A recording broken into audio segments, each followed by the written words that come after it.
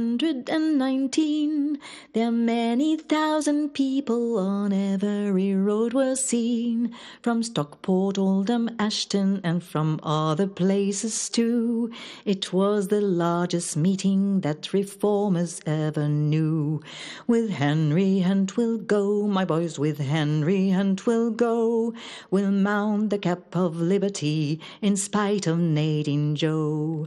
1819 წლის აგვისტოში 60,000 ხელოსანი მანჩესტერში შეიკრიბა, რათა ცნობილი ორატორისთვის, ჰენრი ჰანტისთვის მოესმინათ და დემოკრატიზაცია და ხმის მიცემის საყოველთაო უფლება მოეთხოვათ. დარბევისას 15 კაცი დაიღუპა. qu'il est prêt à écraser toute manifestation pacifique. თავრობამ ყველას უჩვენა, რომ მზად არის მშვიდობიან მანიფესტაციებსაც ისევე სასტიკად გაუსწორდეს, როგორც ლუდისტების აჯანყებას.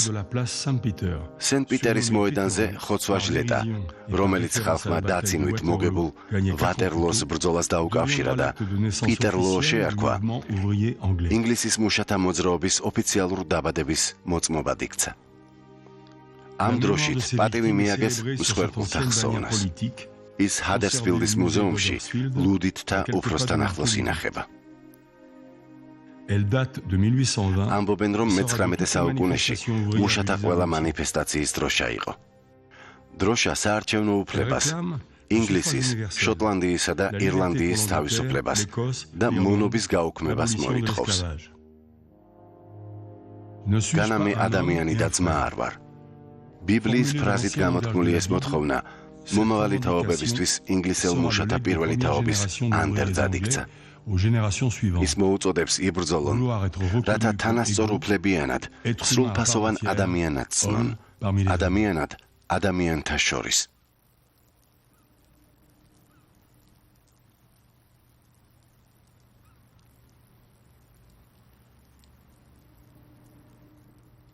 პირველად აქ რომ მოვედი, სუნი. ყრალი სუნია. საშინელება ის არის, რომ 2-3 დღეში ეჩვევი. ვეღარც გრძნობ. ავტობუსით მოვდიოდი. გაჩერება შორს არ არის. უკან რომ ვბრუნდებოდი, მარტო ვიჯექი. ბევრი ხალხი არ იყო. ზოგი გემითაც მოდის, გადაცურავენ ყურეს და ვინც აქ მუშაობს, სუნი აქვს, მაგრამ ჩვენ უფრო მეტად. 2 დღეში თევზის სუნი საერთოდ აღარ გვცემს. ადრე საქონლის სასაკლაოზე ვმუშაობდი და ხორცის სუნს ვეღარ ვგრძნობდი. გონი სიკვდილის სუნი ამდის. აქ ჯერ სუნი გაოცებს, მერე კი დრო. დრო ისე გარბის. ულმობლად და ეს თავს არ დამცემია. აქ ორი დრო არსებობს. ერთი კონვეიერის დროა, რომელიც ულმობლად გადის, მეორე კი სამუშაო დღის დრო, რომელიც არა და არ გადის. ანუ დღეები უსასრულოდ გრძელია, უსასრულოდ ერთნაირი. ბოლო არ ჩანს. მოკლედ, სახლში სასწრაფოდ უნდა წახვიდე და დაიძინო. მეორე დღეს კი იგივე იწყება. ისევ ის ლითონის ურჩხულია შენ წინ. 20 წლის მერე რომ მოვიდე, იგივე დამხვდება. არაფერი შეიცვლება. არაფერი შეიცვლება. იგივე პროდუქცია, რომლის გამოშვება არ უნდა შეწყდეს. შიგნით კი მუშაობენ. ქალები და კაცები, რომელთა ამბავი არავის ადარდებს, არც არავის აინტერესებს. რას ტკივათ, ზურგი, ხელი, იქნებ ფეხი. არა, წარმოება უნდა გაგრძელდეს. არტე ფრანსის, ლე ფილმ დისის და AB პროდუქციონის ერთობლივი ნაწარმოები. ფილმი გადაღებულია ტუტ ლისტუარის მონაწილეობით. სცენარის ავტორი და რეჟისორი სტან ნემანი. მუშების დრო.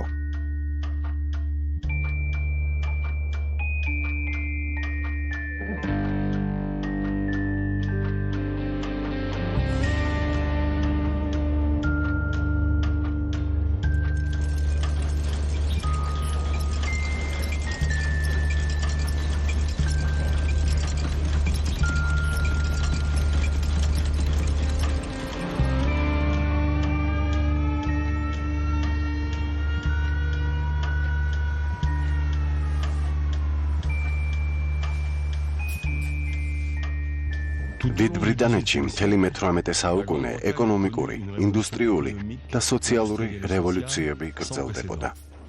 იგონებდნენ წარმოების ახალ მეთოდებს, დანადგარებს და მშრომელთა ახალ კლასს, რომელიც პატრონებს ემსახურებოდა.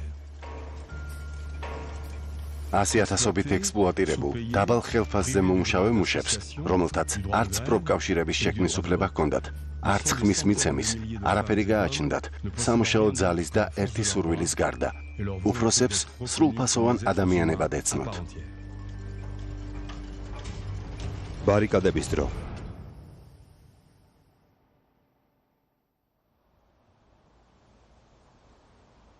ვატერლოს ველი, ბელგია. 1815 წელს სწორედ აქ სძლიეს დიდმა ბრიტანეთმა და მისმა მოკავშირეებმა ნაპოლეონს. მაშინ დიდი ბრიტანეთი ყველაზე მოწინავე ინდუსტრიული სახელმწიფო იყო, ბელგია კი მისი პლაცდარმი ევროპის კონტინენტზე. მათი მოკავშირეობის სიმბოლო თუჯის 26 ტონიანი ლომი ლიეჟის ახლოს სერენში ჩამოისხა ბელგიის ფოლადსასხმელ ქარხანაში, რომელიც ინგლისელმა გახსნა.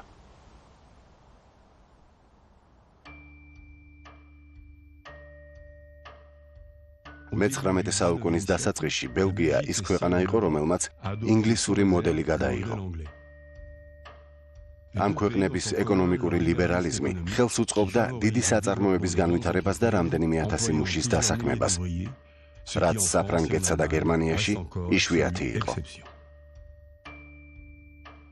რამდენიმე ათწლეულში ეკონომიკის განვითარების დონით ბელგია მსოფლიოში მეორე სახელმწიფოდ იქცა.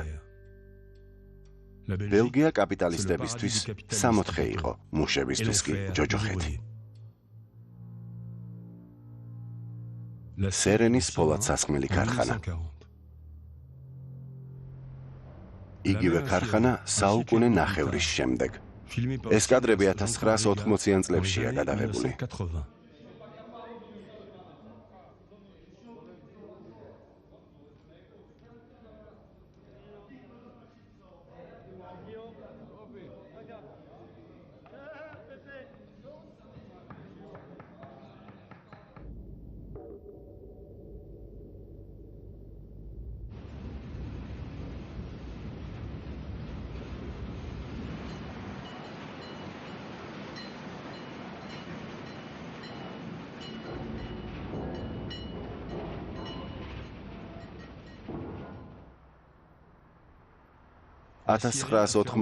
წელს ის დაიხურა. ქარხნისგან ეს დაჟანგული კარკასი გადარჩა. არავინ იცის რა უყოს ამ კარკასს და მუშათა მოგონებებს. ბრძმედი ცოცხალია. მუშები ზემოდან ნედლეულს ყრიან. ნედლეული ბრძმედში ჩადის, იწყება 1000 გვარი რეაქცია აირებით თუ აირებს შორის და ნედლეულისგან რაღაც გამოდის. თუ ტემპერატურა იდეალურია 1480 გრადუსი, მაშინ კარგი გამოდის. მაგრამ ზოგჯერ 1400 გრადუსამდე გვივარდებოდა. მაშინ ნედლეული კარგად არ ღვებოდა. აი მაშინ დღეც გვირთულდებოდა. მახსოვს კესალში გადმოგიყვანეს, ცივ გლინვაზე მუშაობდი. ამიხსენდი რა საკეთებდი ქარხანაში. ბრძმედი კარიკატურასავით დამიხატე და მითხარი, ეს ადგილი ბრძმედის კუჭს გავსო. ჰა. მე კი მის ხმაურს ვუსმენდი. მცირედი ხმაურის მიმართაც ყურადღებით უნდა იყო. ყოველ საეჭვო ხმაურზე სასწრაფო რეაგირებაა საჭირო. შეიძლება კატასტროფად იქცეს. შემიძლია ვთქვა, რომ კარგი მოგონებები გამოყვა. ცხელი გლინვა. ის უფრო ოჯახურ ატმოსფეროს ქმნის.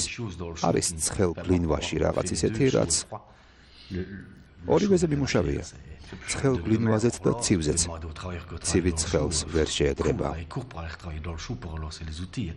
ცხელ გლინვაზე სულ იმუშავებ. მუშებს რომ უთხრა, ისევ ცხელ გლინვაზე გადმოდით სამუშაოდო, სირბილით მოვლენ. იქ ადამიანთა უმრავლესობა უფრო გულთბილიცაა. დაძაბულობები იქაც მქონია, მაგრამ რაღაც ხანაერი ურთიერთდახმარებაა. იქ ერთად მუშაობთ. ისიც მართალია, რომ ცივი გლინვისას ყურადღებით უნდა უყურო. ლითონის ზოლი როგორ მიდის, ძალიან დიდი განსხვავებაა. გონი ახლა ხალხი იზოლირებულია, ხო? კაბინებში არიან, მაშინ როცა ჩვენ უნდა გვემუშავა. ერთად გვემუშავა. როგორც აღმოჩნდა, ესე მეტალის რესტრუქტურიზაციის ახალი გეგმის თანახმად მუშები ძალიან ბევრი ვიყავით. ანუ პერსონალი უნდა დაეთხოვათ. და კარისკენ მიგვითით ეს 30 წელი მეტალურგი ვიყავი. ახლა სამუშაო უკვე ვიშოვე. ლოგისტიკას და ტრანსპორტის სფეროს მოვერგე. ჩემი ასაკისთვის ცუდი არ არის. სამუშაოს ბევრი ვერ შეუძლებს. ბედმა გამიღიმა.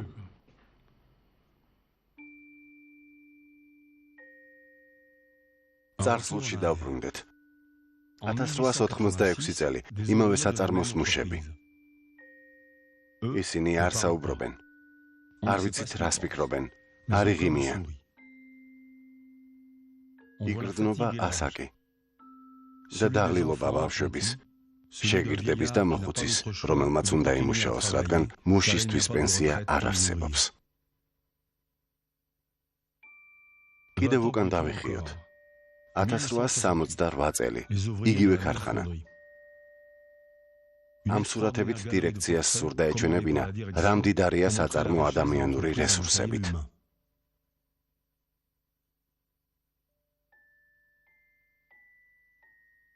მუშები თავიანთი სამუშაო იარაღებით პოზირებენ.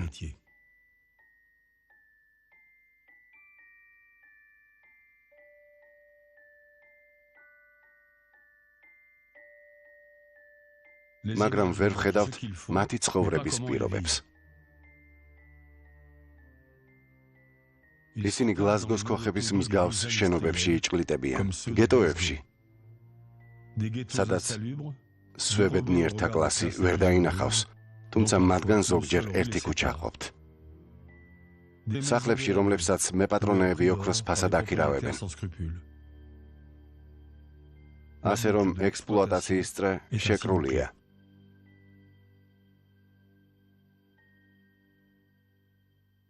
ვესაუბრება ისტორიკოსი სტეფან ბერგერი. საცხოვრებელთა ნაწილს სამუშაოს მიმცემი აშენებდა, ნაწილს კი კერძო სამშენებლო ფირმა, მაგრამ მიზანი ორივეს ერთი ჰქონდა. რაც შეიძლება მეტი მუშის განთავსება ერთ შენობაში, რადგან კაპიტალისტური ლოგიკა საცხოვრებელი ადგილიდან მოგების მიღებას მოითხოვდა. იგივე ლოგიკა კვების ახალ რეჟიმსაც გარნახობდათ. ის განპირობებული იყო არა სოფლის მეურნეობის მიერ შეთავაზებული რესურსებით, არამედ იმით, რისი ყიდვაც მუშის ხელფასით შეიძლებოდა. ამდენად, მუშის საკვები პროდუქტების რაოდენობა არასაკმარისი იყო. აქ მაქვს ეკონომისტ ფრიდრიხ ლისტის მიერ შედგენილი სია. ლისტს აინტერესებდა, რას ჭამდნენ გერმანიის მუშები მე-19 საუკუნის შუა წლებში. აინახეთ, რას წერს: კარტოფილი უმარილოდ, წყალწყალაწნიანი შავი პურით, თხელი ფაფა და დრო ისევ შავი პურის ნაჭრები. ცოტა უფრო იღბლიანები თავს ნებას აძლევდნენ კვირაში ერთხელ ახალი ან შებოლილი ხორცის პატარა ნაჭერი ეჭამათ, მაგრამ უმრავლესობას შემწვარი ხორცის ხვებისგან თუსმენოდა.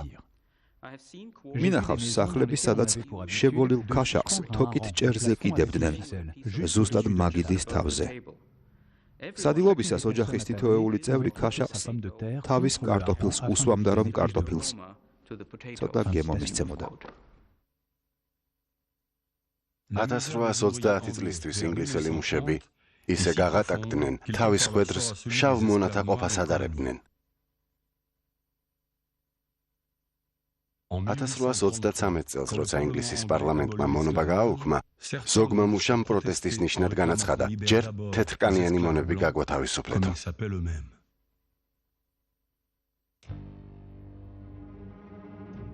დადგა გარდატეხის მომენტი. მუშა მოსახლეობის რაოდენობა ისე გაიზარდა, მათი უგულებელყოფა შეუძლებელი იყო.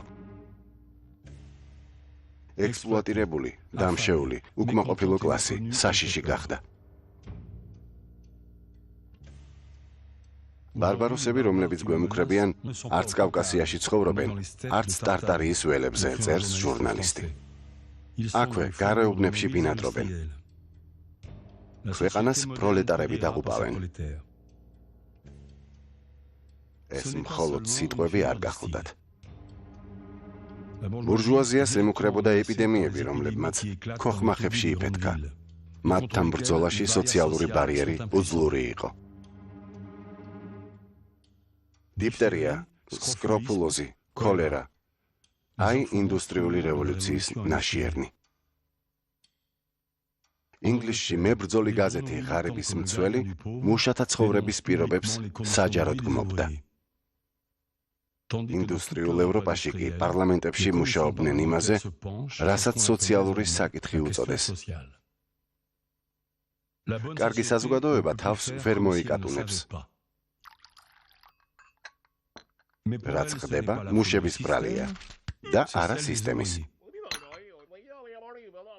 ყველა რეცეპტს გვთავაზობს. მუშა უკეთესად იქნება თუ ეკლესიაში ივლის. ნაკლებს დალევს.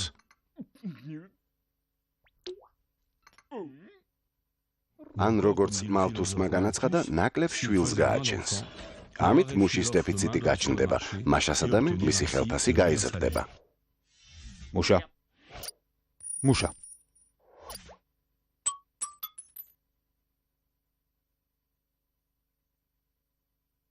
ინგლისელი რეფორმატორები პრაგმატულ გზას ირჩევენ და ბავშვთა შრომის წინააღმდეგ ილაშქრებენ. ჩარლზ დიკენსმა ეს მოვლენა დაგმოთავის რომანში ოლივერ ტვისტი.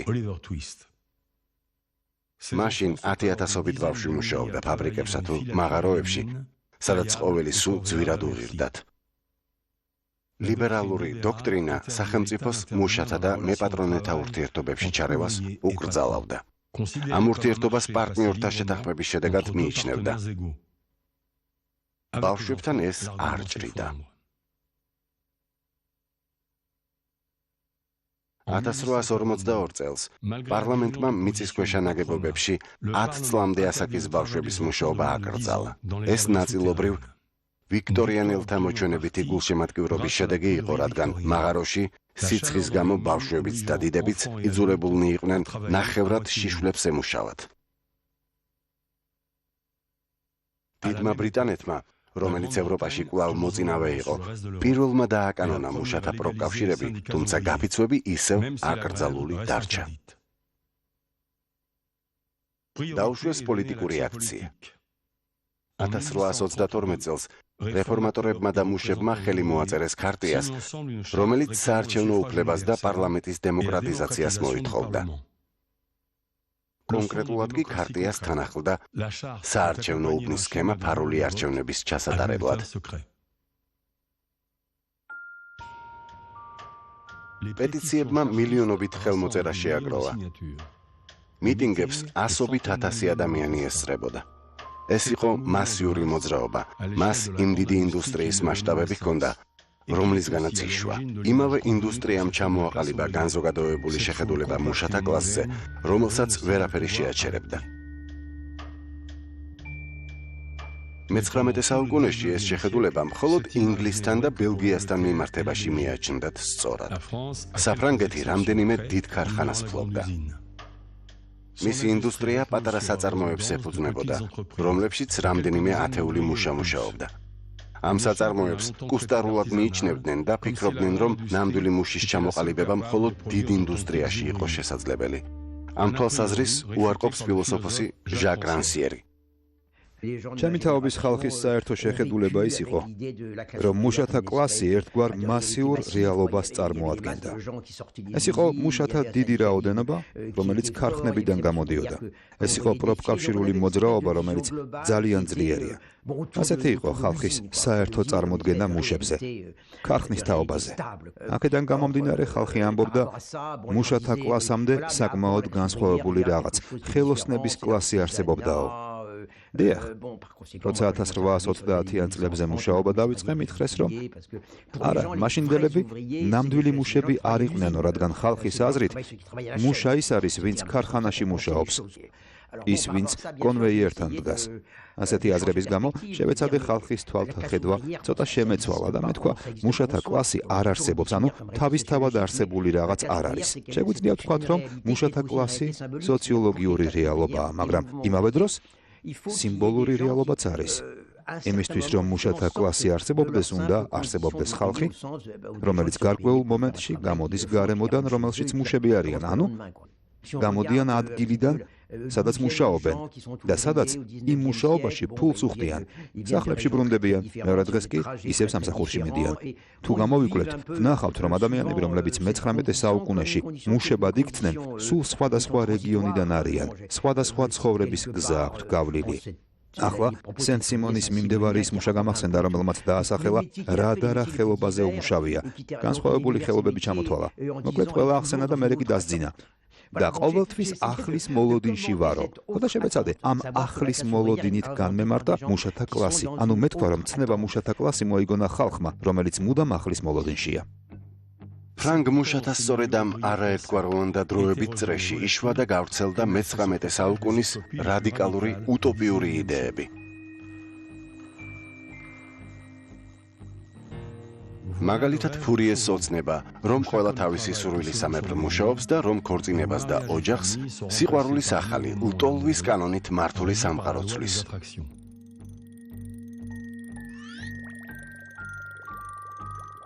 ეს კი კაბეს ნაკლებად მიმზიდველი ოცნებაა. მან სიტყვა კომუნიზმი გამოიგონა, ხოტბას ასხამდა მშრომელთა იდეალურ საზოგადოებას, რომელშიც ყველაფერი საერთოა, ქალების გარდა. და რომელშიც თანასწორ უფლებიანობა ბატონობს. ეს ლერუ და მისი პროგრესის რელიგიური ფილოსოფიაა. ის თანასწორობასა და კომუნიზმს უარყოფს და კერძო საკუთრების პატივისცემას მოითხოვს. აი პრუდონიც, მისთვის საკუთრება იგივე ძარცვაა. და ის დემოკრატიის დამყარების მშვიდობიან გზას ირჩევს. და ბლანკი, მარადიული მეამბოხე, რომელიც ყოველთვის იატაკ ქვეშა მუშაობის და ძალის გამოყენებით სახელმწიფო გადატრიალების მომხრე იყო. მის საიდუმლო საზოგადოებას ერქვა წელიწადის დროთა საზოგადოება. სენ-სიმონი კი პირიქით ხალხს მოუწოდებდა რევოლუციებისთვის წერტილი დაესვათ და ადამიანის ექსპლუატაცია, პროგრესის და დიდი ინდუსტრიის ნაყოფთა გადანაწილებით შეეცვალათ. მუშები სიმპათიით არიან განწყობილნი უტოპიურ იდეათა მიმართ, რომლებიც მეტწილად თავისი წრისგან გამდგარ ბურჟუებს ეკუთვნოდათ, მაგრამ სურვილი არ აქვთ ისეთ ავანტიურისტულ წამოწყებაში ჩაებან, როგორიც ეტიენ კაბეს მიერ ამერიკაში დაარსებული ანარქისტული კოლონია იკარია, რომლისთვისაც სულ 100 კაცი შეიკრიბა. ამ უტოპიურ საზოგადოებას კონფლიქტებმა ძირი გამოუთხარა, თუმცა საუკუნის ბოლომდე იარსება. უტოპისტთა ოცნებებზე პოპულარული გამოდგა ლიტერატურის ფორმა, რომელიც საფრანგეთში 1830 წელს გაჩნდა. მაგალითად, მეწაღის სავინიენ ლაპუენტის პოეზია. ესენი იყვნენ მუშა პოეტები, რომლებიც აზრების გამოთქმას ბურჟუა მწერალთა კეთილშობილურ ენაზე არჩევდნენ. ეს გახლდათ ლექსად ამღერებული სიღატაკე. ის მშრომელებს ესაუბრებოდა, როგორც მაგალითად პიერ დიუპონის სიმღერა, რომელსაც მშრომელთა მარსელიეზას უწოდებდნენ. ჩვენ ვისი ლამპებიც მამლის ყივილზე ადრე ინთება. ჩვენ ვისაც ძალის ნარჩენი ხა გვაბრუნებს გრდემლებთან. ჩვენ ვისი ყოფაც მუდამ დღე შრომა და ტანჯვა იქნება. ჩვენ ვინც ძრწოლითელის ბრძოლას გაყინულ სიბერესთან. რა შედეგს მივიღებთ ამ მუხლ ჩაუხრელი შრომისგან? ვის ჩარხს ატრიალებენ ჩვენი უფლის ნიაღვრები. Où vont les flots de nos sueurs, nous ne sommes que des machines.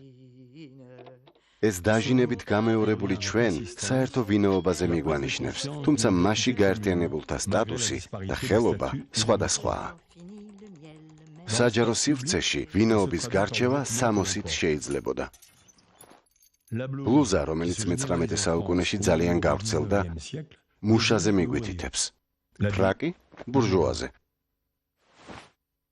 ბლუზას მკლავე დაკაპიწებულს ატარებდნენ, რათა მუშას ისე ჩვენებინა, რასაც ყიდდა სამუშაო ძალა. ბურჟუა კი თავით ფეხამდე სხეულდაფარული ჩნდებოდა. 19 საუკუნის შუამდე ტუილრის ბაღში ეგრეთ წოდებული ბლუზები არ დაიშვებოდნენ. ფრაკები რა თქმა უნდა. მაგრამ საფეიქრო მრეწველობის განვითარების და ტანსაცმლის გაიაფების შემდეგ მუშებს ბურჟუებივით გამოწყობა შეეძლოთ. ამის საპასუხოდ ბურჟუები დაუდევრად ჩაცმულები და გაუპარსავები დადიოდნენ.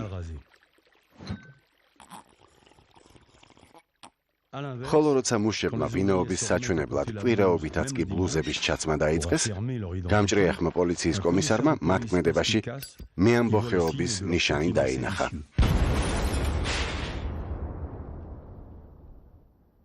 კლასის ხაზგასასმელად ბლუზების ტარება ეს ტიპური ფრანგული საქციელი იყო. ლონდონელი მუშა საზოგადოებაში დამქერავებლის მსგავსი სამოსის გარეშე გამოჩენას იუკადრისებდა.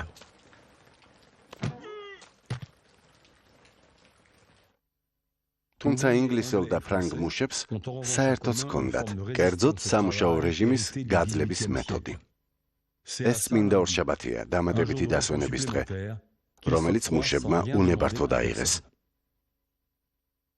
ხსენებული მეთოდი გერმანიაში სახელად ლურჯი ორშაბათი იუმორისტული ნახატების თემად იქცა. ამ სურათზე ცოლი ლოთქმარს ჭკუას ასწავლის.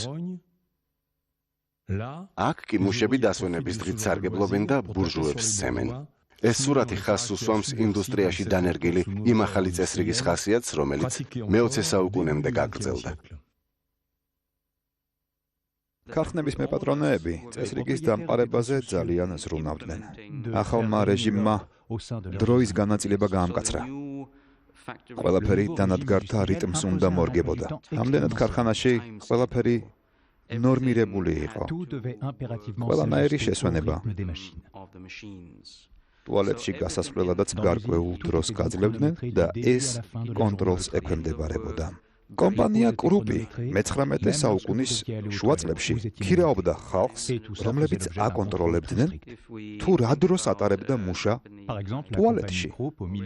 მუშები კი ცდილობდნენ ათასგვარი ეშმაკობით ქარხნის ახალ რეჟიმს როგორმე დასხდომოდნენ. წარმოიდგინეთ, ხან საჭიროზე მეტ ხანს რჩებოდნენ ტუალეტში, ხანაც დაგვიანებით იწყებდნენ მუშაობას, ხან მუშაობის დროს მალულად ისვენებდნენ. დანადგარსაც კი აფუჭებდნენ ხოლმე, რომ ქარხნის რიტმი როგორმე შეენელებინათ. მოკლედ, ცდილობდნენ მუშაობის საკუთარი რიტმი დაეცვათ და ის რიტმი აერიდებინათ, რომელსაც დანადგარები თავს ახვევდა.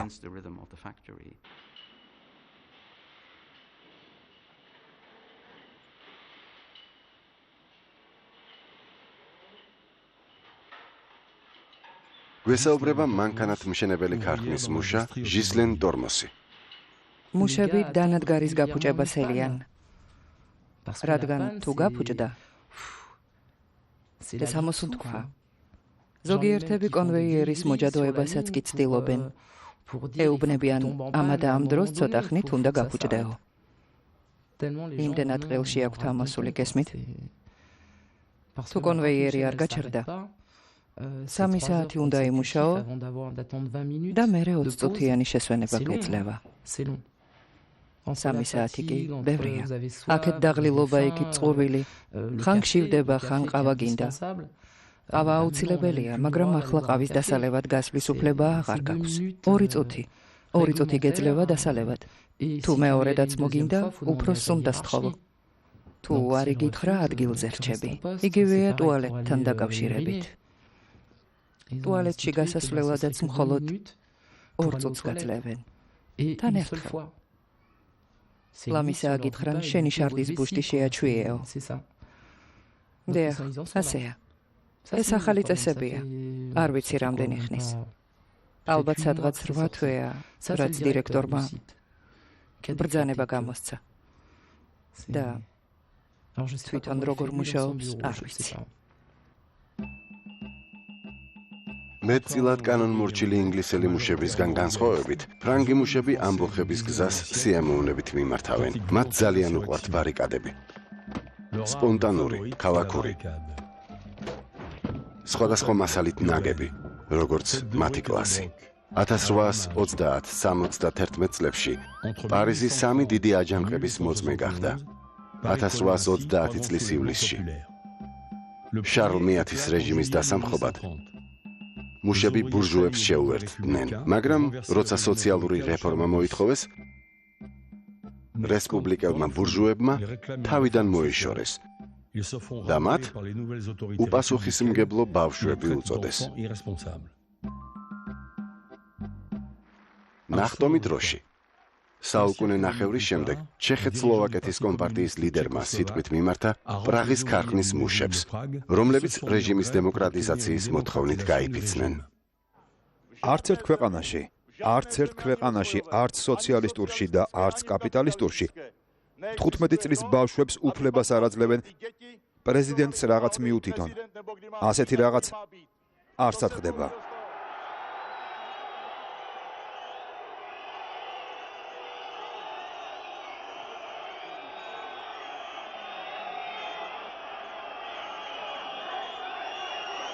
ჩვენ ბავშვები არ ვართ. ჩვენ ბავშვები არ ვართ. ჩვენ ბავშვები არ ვართ. ჩვენ ბავშვები არ ვართ.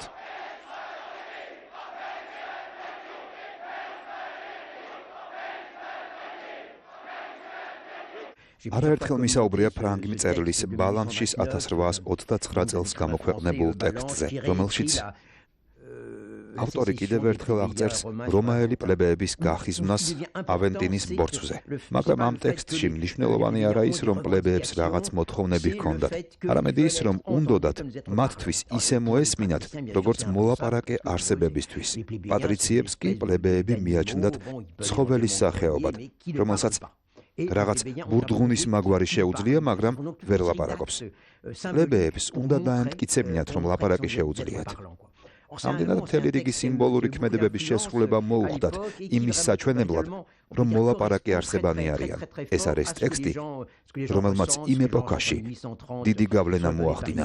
ვიტყვი, რომ მასში ასახული გრძნობები ძალიან ჰგავს იმას, რასაც ადამიანები 1830 წელს პარიზის ქვაფენილებზე გრძნობდნენ, რასაც 1831 წელს ლიონის აჯანყების დროს გრძნობდნენ. კერძოდ იმას, რომ უნდოდათ ყველას მოლაპარაკე არსებებად აღიქვა, არსებებად, რომლებსაც სხვებივით შეეძლოთ თავის საზოგადოებაზე ფიქრი და ამ საზოგადოების თაობაზე დისკუსიის გამართვაც.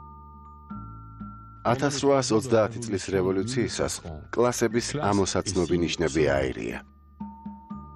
დელაკროას ამ სურათზე გავროშს ბურჟუას ჟილეტი აცვია, ბურჟუას კი მუშის შარვალი. ხოლო ეს მუშა ბლუზაში სამართლიანობის დამყარებას ელოდება. პოლიტიკური მიზნების მიღწევის მერე ბურჟუაზიამ წესრიგი აღდგენა მოითხოვა. მუშებმა სოციალურ რევოლუციაზე უარი თქვეს. 1848 წელს კი იგივე მიზანი გაუჩნდათ და თავიდან დაიწყეს. ბურჟუაზია და მუშები გაერთიანდნენ. ლუი ფილიპის მონარქია დაამხეს და რესპუბლიკა გამოაცხადეს. რევოლუციით გამოწვეული სერიოზული ეკონომიკური კრიზისის დროს მუშათა დასასაქმებლად და გამოსაკვებად მთავრობამ სახელმწიფოს ხარჯზე ეროვნულ სახელოსნოთა მშენებლობები წამოიწყო, მაგრამ მერე ისინი არეულობის კერად ჩათვალა და დახურა. სასოწარკვეთილმა მუშებმა კვლავ იარაღი აიღეს. და მაშინ მუშათა აჯანყება ფოტოზე პირველად აისახა. 1848 წლის 26 ივნისი.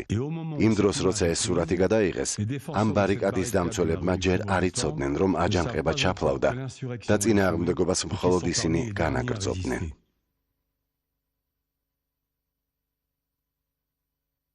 კიდევ ერთ სურათზე ასახულია ქუჩა ჯარისკაცთა იერიშის შემდეგ. ჯარისკაცები ხოცავდნენ დაჭრილებს, ხრედდნენ ტყვეებს და მეზობელი სახლების ბინადრებსაც. 300,000 დაღუპული, ასობით კატორღა მისჯილი, ან ალჟირში გადასახლებული. ძალიან დიდი ფასია იმ ჩაფლავებული აჯანყებისთვის, რომელსაც ლიდერიც კი არ ყავდა.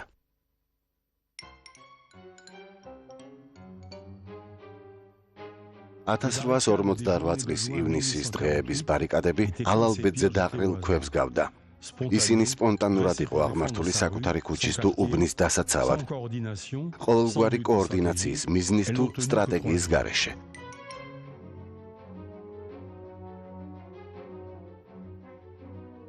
პარიზის კომუნას კარგად ახსოვდა დამარცხებით მიღებული გაკვეთილი. იმისგან განსხვავებით, რასაც 20-იანი წლების ერთი საბჭოთა რეჟისორის პირზე ვხედავთ, პარიზის კომუნის ბარიკადები სკრუპულოზურად იყო ნაგები, ქალაქის დასაცავად გათვლილი. პროცესს ზედამხედველობდა ბარიკადების კომისია, რომელიც კრძალავდა ბარიკადების ნებისმიერ ადგილას აღმართვას. კომუნა თავის რიგებში უამრავ ჯარისკაცს აერთიანებდა. ის 1870 წელს პრუსიასთან დაწყებული ომის შვილი იყო და იმ დამარცხების შედეგად იშვა, რომელსაც მეორე იმპერიის დამხობა მოჰყვა. პარიზელებმა უარი თქვეს ზავის პირობებზე, რაც ქვემეხების ჩაბარებას გულისხმობდა. მათი იარაღი დაიტოვეს და ახალი რესპუბლიკური მთავრობა განდევნეს. არსებობის 72 დღის განმავლობაში კომუნამ არაერთი საქმე მოასწრო. მაგალითად, დროშად წითელი დროშა მიიღო და დამხობილი იმპერიის სიმბოლო ვანდომის სვეტი დაანგრია.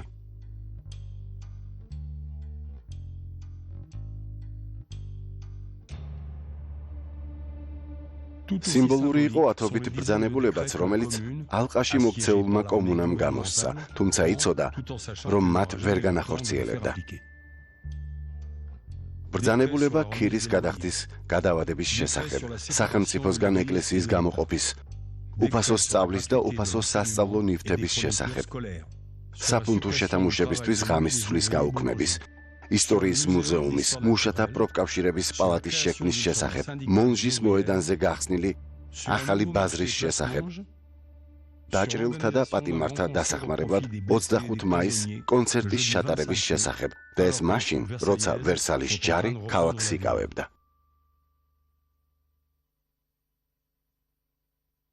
კომუნა ერთ კვირაში გაანადგურეს, რასაც 7,000 კაცი ემსხვერპლა. ჟლეტას ლანძღვა მოყვა. ამ სტერეოსკოპულმა სურათებმა კომუნა ავიძალების შეკრებად ჯოჯოხეთის მოციქულ დემონთა, ყუდიანთა ღრეობად აქცია.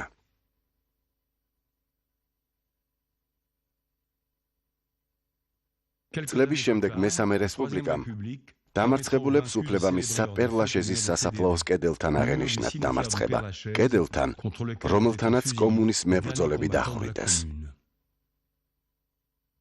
მაგრამ დაცული ქვაც არ არის. 1880 წელს ეს კედელი დაშალეს და ნატყვიარი ქვები სასაფლაოს მეორე ბოლოში გადაიტანეს, რათა რევოლუციის მსხვერპლთა ძეგლის კვარცხლბეკი აეგოთ, განურჩევლად ყველა მსხვერპლისა. მსხვერპლები და ჯალათები ერთ ჯამში მოათავსეს. როცა ვუმღერებთ ალუბლის ყვავილობას და ხმას აგვიყოლებს ბულბული მხიარული, როცა გავიგონებთ შაშვის ტკბილ გალობას და მოსწყურდებათ ლამაზმანთ სიყვარული, როცა ევსებათ მიჯნურებს გული მზით.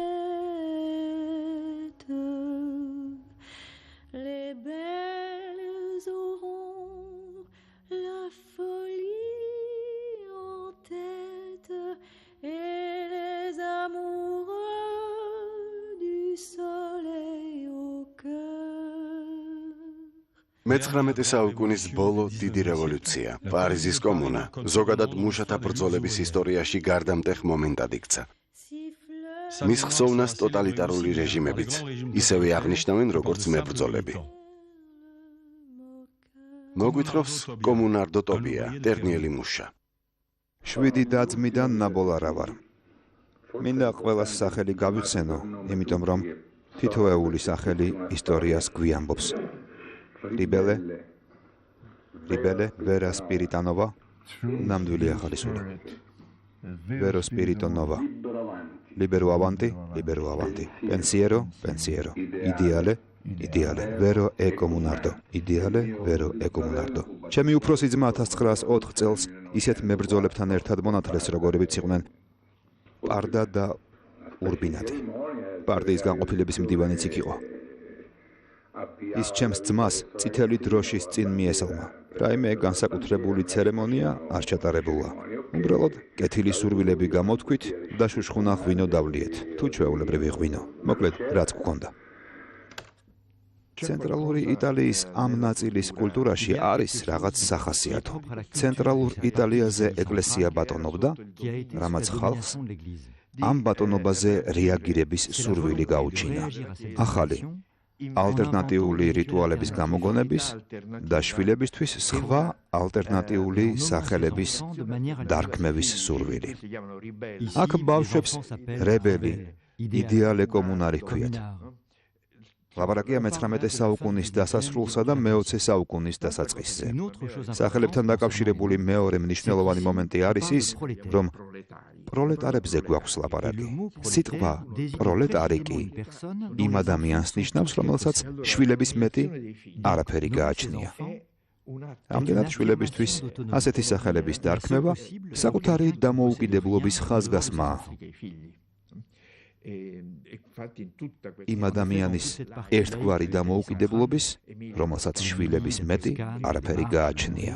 ამდენად ცენტრალური იტალიის ამ საერო ნაწილში, ემილია რომანიაში, ტოსკანაში, მარკეში, უმბრიაში, ბავშვებისთვის ალტერნატიული სახელების დარქმევა ძალიან გავრცელებული მოვლენაა. ტერნიში კი შეხვდებით ადამიანებს მითოლოგიური ან მოგონილი სახელებით, ადამანტე, ორნეორე, სახელებს უბრალოდ ჟღერადობის მიხედვით ირჩევდნენ. მაშასადამე საქმე გვაქვს მუშათა კულტურასთან, რომელიც გარკვეული თვალსაზრისით პრესოციალისტურია. ამ რიტუალებში მნიშვნელოვანი ადგილი უჭირავთ დღესასწაულებს. აღნიშნავენ პარიზის კომუნის დღეს და 1 მაისს, რომელიც 1890 წელს მშრომელთა საერთაშორისო დღესასწაულად გამოცხადდა. 1 მაისი ევროპაში მუშათა გამოსვლების დღედ იქცა. გამოსვლებს გრძალავდნენ. 1891 წელს ფურმიში დემონსტრანტებს ცეცხლი გაუხსნეს და 9 ადამიანი მოკლეს. იტალიაში ხალხმა ნაბუკოს მელოდიაზე შექმნილი 1 მაისის ჰიმნი იმღერა.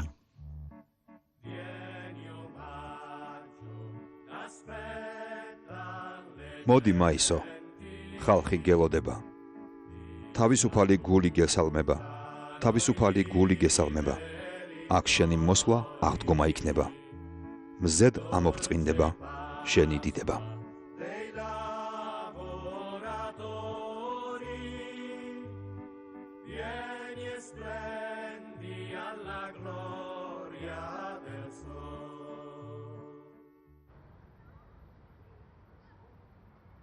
სხვა სიმღერები ბრძოლას და რევოლუციებს ასხამენ ხოტბას. მაგალითად, ლიონელ პეიკარტა 1832 წლის აჯანყებას. აჯანყებულები ჯარს კრუა რუსის ქუჩაზე დაუპირისპირდნენ. ეს აჯანყება პეიკარტას სიმღერამ უკდავყო. ჩვენი ბატონობა მაშინ დაიწყება, როცა თქვენი დასრულდება. ხო, თქვენი ბატონობა დასრულდება და მაშინ ჩვენი დაიწყება. ჩვენ მოვგზავნთ დიდ საფარს, იმას, რითაც ძველი სამყარო დაიფარება. გესმით ეს ხმები? პეიკარტა აჯანყების გრუხუნი ახლოვდება.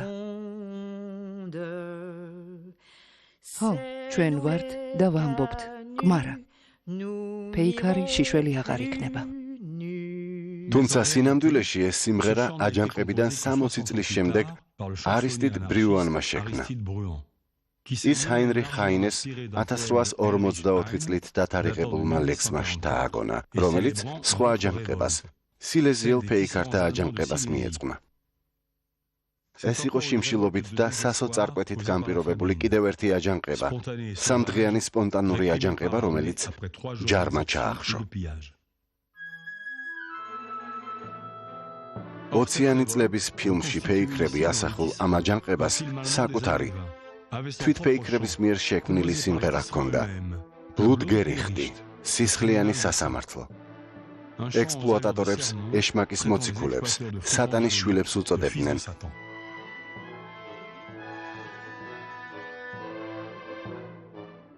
ორი აჯანყება და სამი სიმღერა მუშათა მეხსიერების ხვეულებმა ერთმანეთში არიეს.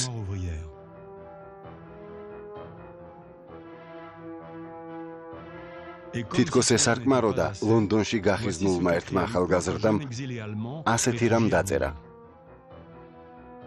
საფრანგეთის თუ ინგლისის არც ერთი რევოლუცია არ ყოფილა ისეთი გააზრებული, როგორიც სილეზიელ ფეიქართა აჯანყება. ხელს აწერს კარლ მარქსი.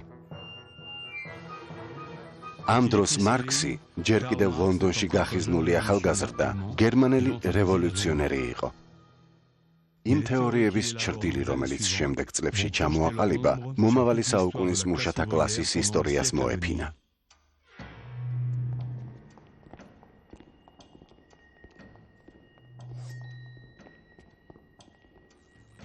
აკრიტიკებდა რა უტოპიურ სოციალიზმს, მხარს უჭერდა მეცნიერულ სოციალიზმს, რომელიც კლასობრივ ბრძოლას კაცობრიობის ისტორიის მამოძრავებელ ძალად აქცევს. ამ ბრძოლაში ბურჟუაზია და საწარმოთა მფლობელები პროლეტარიატს, ანუ მუშათა კლასს უპირისპირდებიან.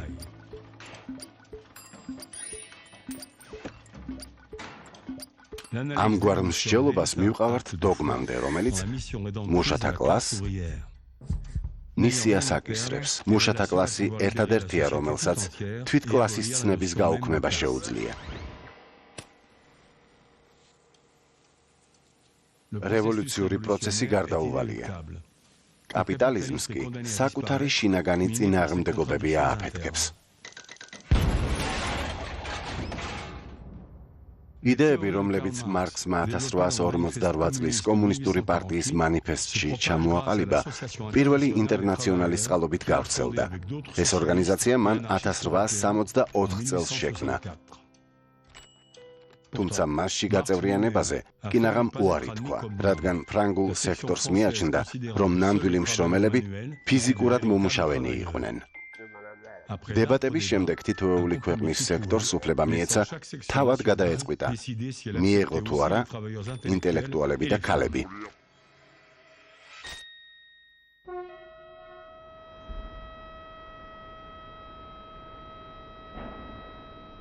მარქსი პრუსიის ჯარების საფრანგეთზე გამარჯვებას აღნიშნავდა.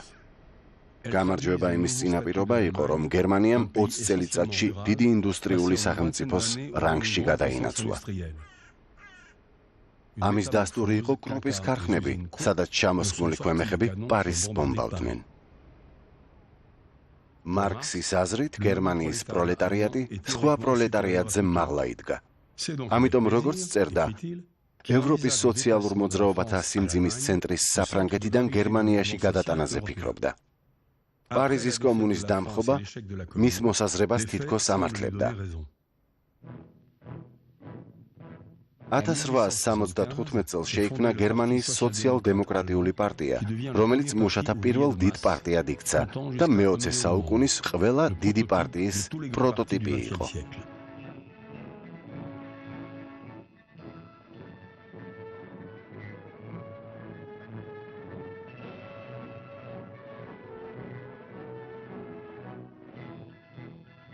(1880) წელს პარტიამ ოფიციალურ დოქტრინად მიიღო მარქსიზმი, რომლიდანაც პარადოქსული დასკვნა გამოიტანა, რადგან კაპიტალიზმის დამხობა გარდაუვალია, რევოლუცია საჭირო არ იქნება. საკმარისია დაელოდონ და ვიდრე ელოდებიან, მუშა უნდა მოემზადოს, რომ საჭირო დროს საჭირო სიმაღლეზე იყოს. მან წვრილი ბურჟუაზიის ყველა ქცევა და მანერა უნდა გადაიღოს.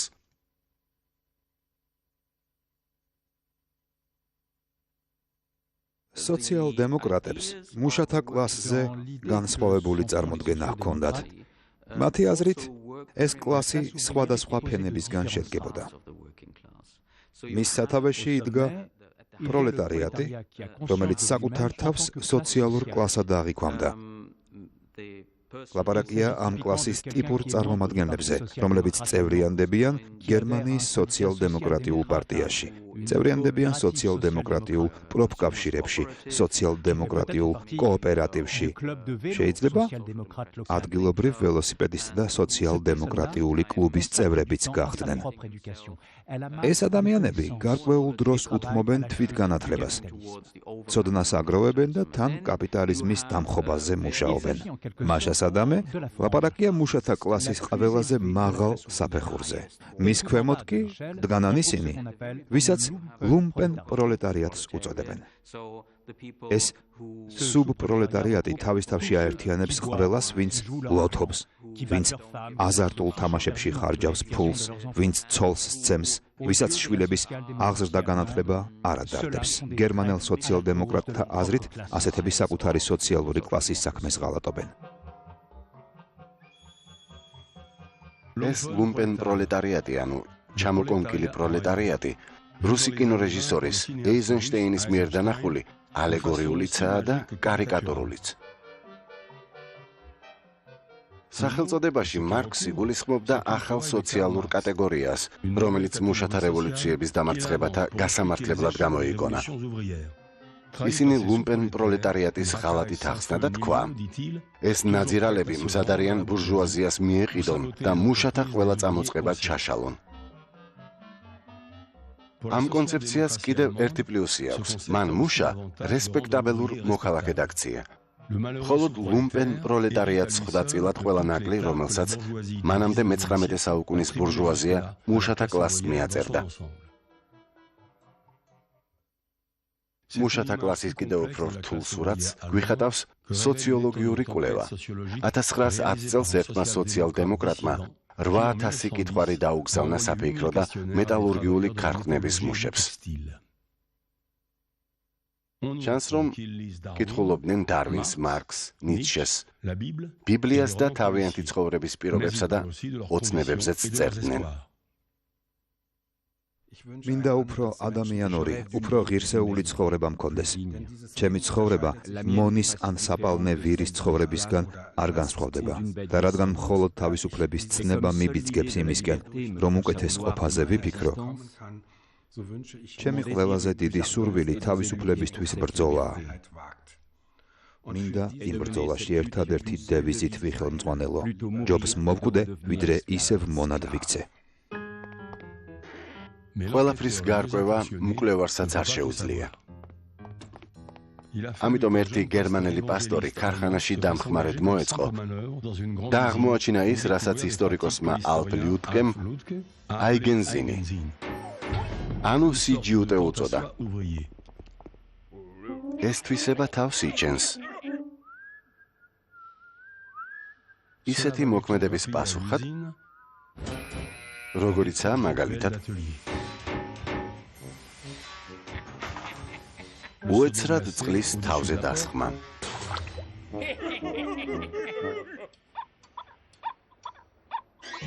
ფეხსაცმელში წებოს ჩასხმა. პოლონური კოცნა. როცა ერთი მუშა თავის უხეშ წვერს უწვერულ მუშას ლოყაზე უხახუნებს.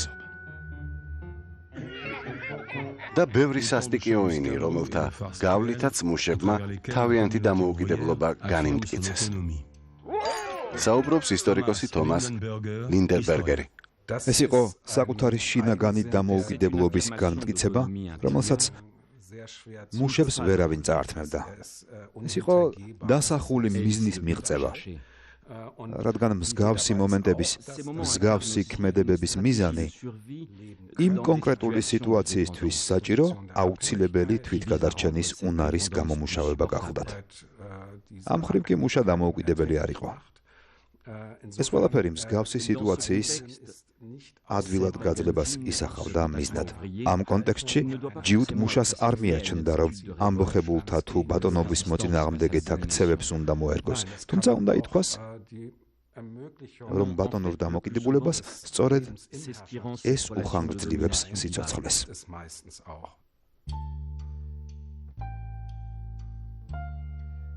როცა რეჟიმს ვერ ამხობს, მუშა მისგან თავს იმით იცავს, რომ მის წიაღში ქმნის პარალელურ სამყაროს, რომელსაც თვით მუშები მართავენ, მაგალითად კოოპერატივებს, რომლებიც მე-19 საუკუნის ბოლოს გაჩნდა გერმანიაში, ინგლისსა და ბელგიაში.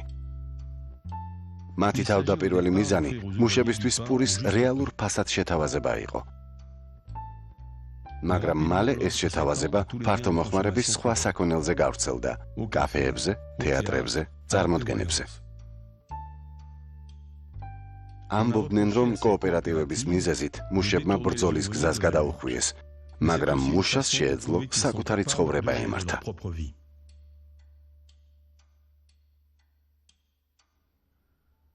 ეს ნივთები მუშათა დამოუკიდებლობის პროდუქტია. მანქანა არც ერთი არ არის, თუმცა ყველა მანქანათ მშენებელ ქარხანაშია დამზადებული. ქარხნის მუშების მიერ, ქარხნის ნედლეულით, ქარხნის იარაღებით. ამას გვერდით შემოსავალს ეძახიან, რაც სიჯიუტის პროდუქტიული ვერსიაა. გვესაუბრება რენოს ქარხნის ყოფილი მუშა რობერ კოსმანი. აი, ერთ-ერთი ეგრეთ წოდებული ხალტურა. ასეთი შეგვეძლო რამდენიმე ცალით დაგვემზადებინა, რადგან ინდივიდუალურ ხალტურას არ ვაკეთებდით. გუნდურად მუშაობდით. ეს არის პატარა სპილო, რომელიც რამდენიმე ნაწილისგან შედგება. გონი 12-ისგან. სასაცილო ის არის, რომ ჩვენი საღარავით მხოლოდ მართკუთხა დეტალების დამზადება შეიძლება და მართკუთხა დეტალებით მრგვალი სპილოს გაკეთება ცოტა სასაცილო იყო. სულ ცოტა 40 საათის ნამუშევარია. სამქროში იყო ერთი მჭედელი, რომელმაც ეს ურიკა დაამზადა. საინტერესოა, რომ მრგვალი დეტალი, ბორბალი, ჩაქუჩით გააკეთა. სახარატო ჩარხზე არ არის გაკეთებული და ძალდატანების გარეშე ტრიალებს. ხალტურა საკუთარი რაგვარობაა, საკუთარი რაგვარობის დაბრუნება. ვფიქრობ, სწორედ ეს განმარტება შეესაბამება ხალტურის რეალურ დანიშნულებას, რადგან საკუთარი თავისთვის მუშაობ. ეს იგივეა, რაც საკუთარი ნივთის შეკეთება. ან უბრალოდ ჩხირკედელაობა. ამ ყველაფერში ამბოხების რაღაც ნაწილიც ძევს. კანონდარღვევის რაღაც ნაწილი. მათ შორის იმათი მხრიდან, ვინც წევრი არ არის. პროფკავშირის წევრს ვგულისხმობ.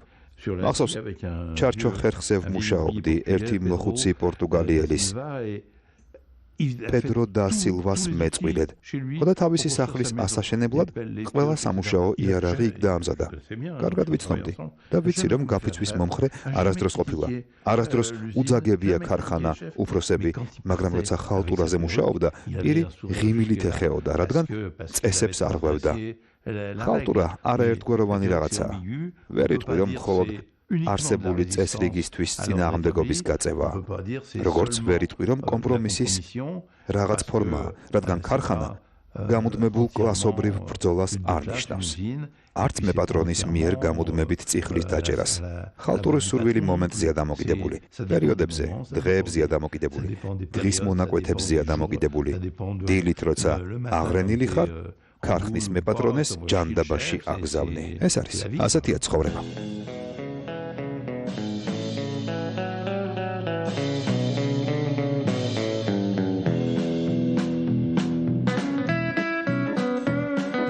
ახმოვანებდნენ დავით ბეშიდაიშვილი, ნინო კიკაჩაიშვილი, დავით ველიჯანაშვილი. გახმოვანების რეჟისორი ფიქრია ნიკაბაძე. გახმოვანებულია საქართველოს პირველი არხის